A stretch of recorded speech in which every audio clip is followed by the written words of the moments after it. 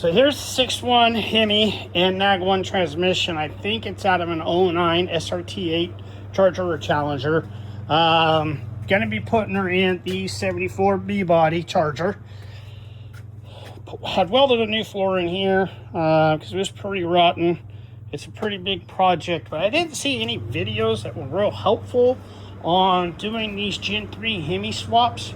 So we did order the parts from brain fart. I know it says Hooker, but from the parent company, Holly. Sorry, brain fart. So you need the hoop, which is that guy, BHS 539, and you're going to need the cross member, which is this guy, BHS 532. And it uses just, this is the newer style, it doesn't use any brackets, it uses just a GM style transmission mount back there, which you can get from anywhere. This is the old transmission mount for the 904A. These holes line up perfectly with those, okay? But this guy only had these two holes. So I had to trace it and drill those out so they would fit. The issue I was having is the length here.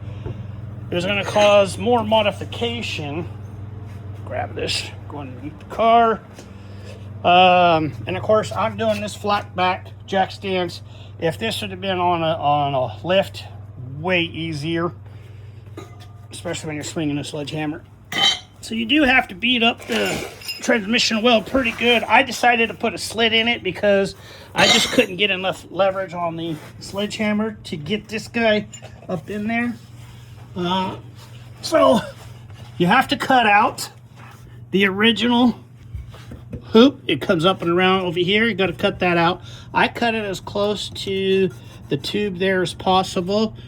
And then again, I split the transmission well to get it to open up more, and that was just an 1/8 inch line before I beat the shit out of this. So this guy goes up in here. Let me actually go to the other side, it'll be easier. Being a flat back mechanic is fun. I did beat up the body seam right there to kind of get it a little bit more flat, just to create space for the transmission bell housing.